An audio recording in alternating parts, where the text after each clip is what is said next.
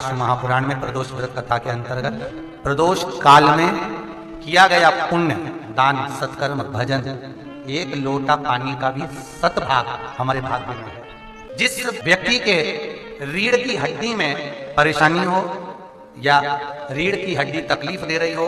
पीठ का भाग तकलीफ दे रहा हो, डॉक्टर बोल रहे हो गुड़िया खसक गया या कोई क्रम, मान लो कोई मस्तिष्क से जुड़ी बीमारी हो, ट्यूमर हो गया हो, कोई कुछ हो गया हो, गांठ पड़ गई हो मस्तिष्क के अंतर्गत, तो शिव महापुराण की कथा कहती है प्रदोष के दिन, जिस दिन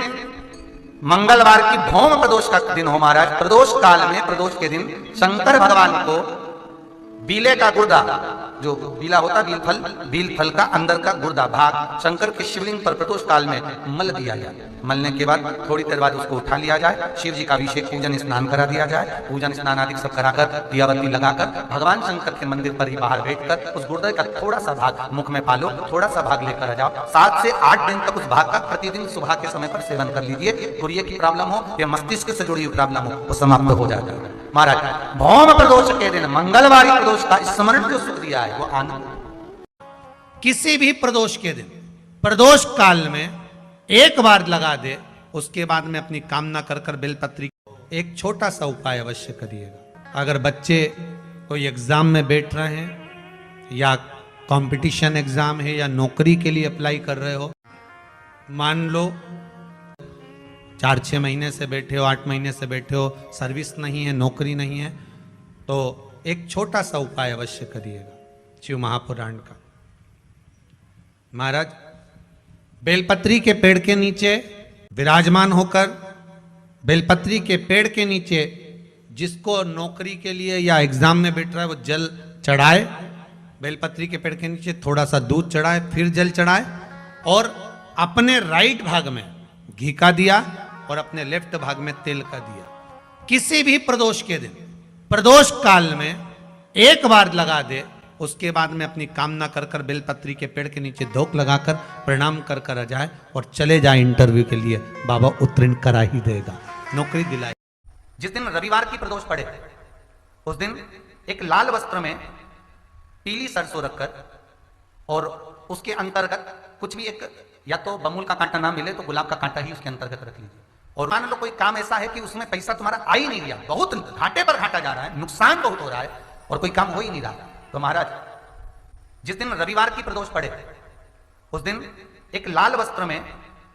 पीली सरसों रखकर और उसके अंतर्गत कुछ भी एक, या तो बमूल का कांटा ना मिले तो गुलाब का कांटा ही उसके अंतर्गत रख लीजिए और उसको शिव मंदिर का स्मरण कराकर शंकर भगवान का नाम लेकर रू भैरव, कौन सा भैरव है उसकी भी कथा भी आने वाली है। ये दारुक नाम के राक्षस का संहार करने के लिए जब माता अवतार लेगी तब शंकर भगवान बच्चे का रूप रखकर रोएंगे, तो शिव जी का एक नाम होगा रू भैरव। ये भैरव कहां पर रहता है तो कहा ये शमशान में रहता है। कहां रहता है ये भैरव? शंकर का जो एक अवतार है रू भैरव, ये भैरव अवतार शमशान में रहता है। तो इस भैरव का काम क्या है तो कहा शमशान में, शमशान की जो अग्नि होती है भले की लकड़ी रहे, भले उसमें कोई पदार्थ डाले ना डाले,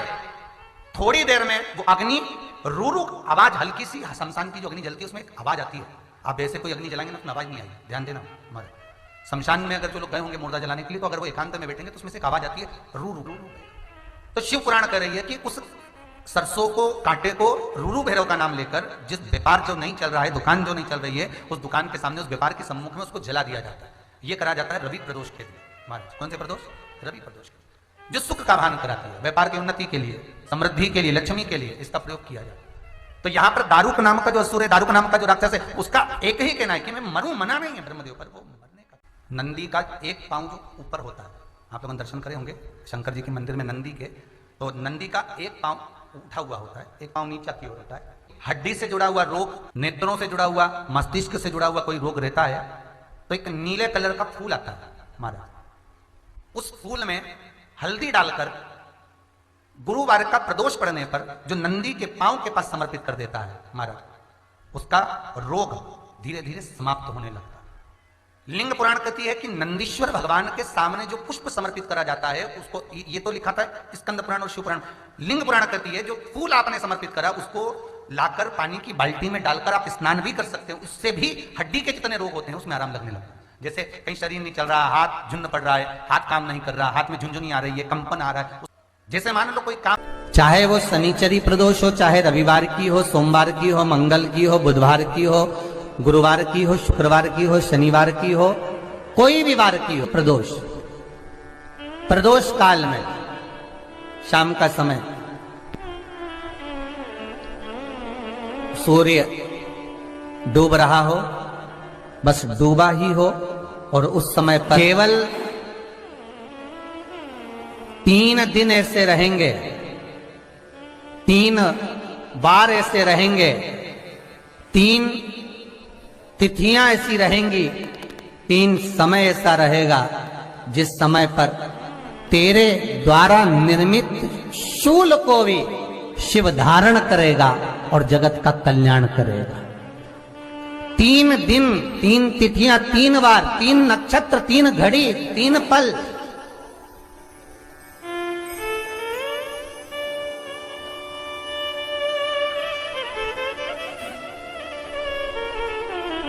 जिसमें बाबा शूल भी धारण करते हैं,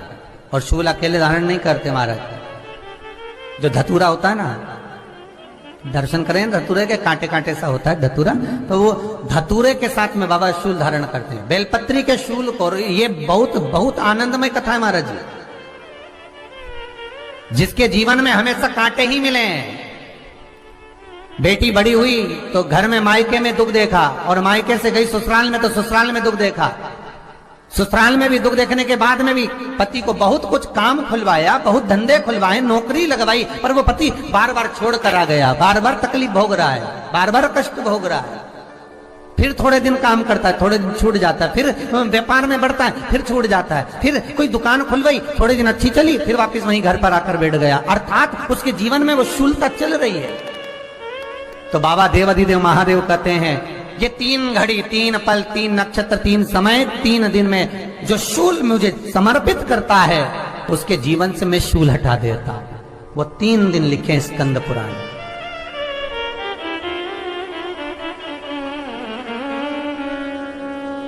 महाराज, बैसाख महीने में जो प्रदोष आती है,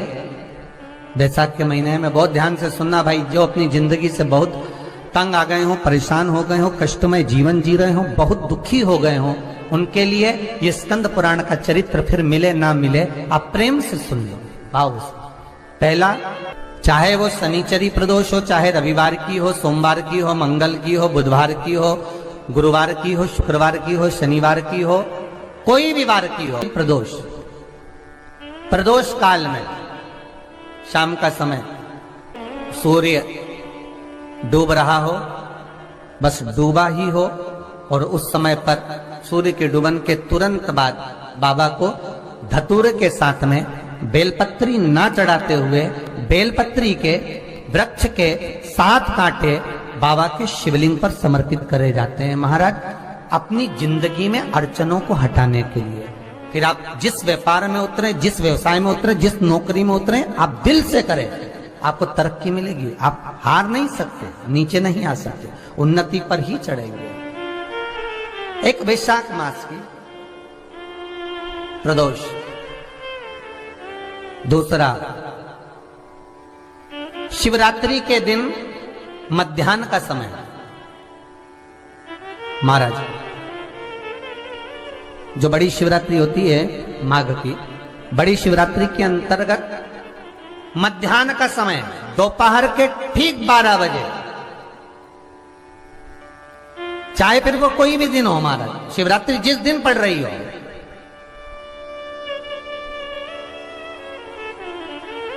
उस दिन भी धतूरे के साथ बाबा को 7 कांटे बेलपत्री के वृक्ष के समर्पित होते हैं महाराज। इसमें आप ये वाले जो कांटे हैं, जो शिवरात्रि के दोपहर 12 बजे वाले हैं, अगर कोई मदिरा पीने वाला हो, व्यसन में डूबने वाला हो, कोई जुआ खेलने वाला हो, कोई गलत वैश्यावृत्ति करने वाला, या अपने मार्ग से विचलित कोई व्यक्ति है, उसके लिए भी ये कांटे बहुत काम आते हैं महाराज। दूसरा, पार्वती,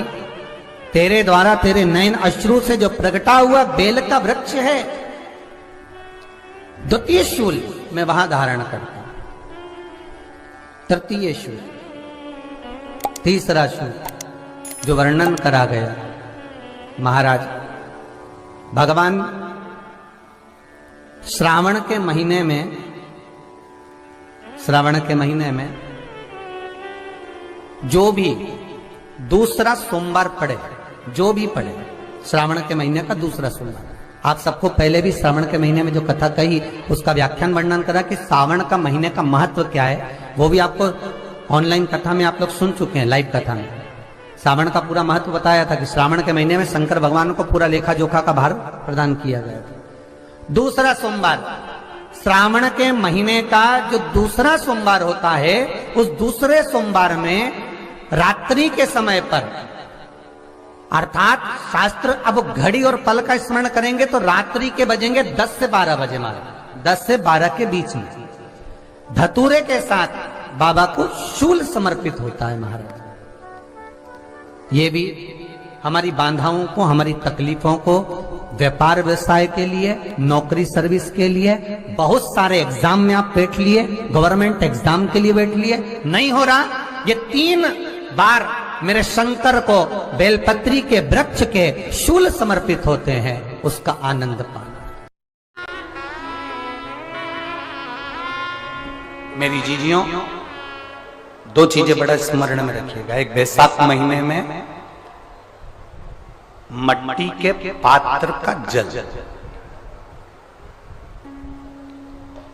अभी अभी क्या चल रहा है, फागुन, अभी क्या चल रहा है, फागुन। जब बैसाख का महीना आए ना,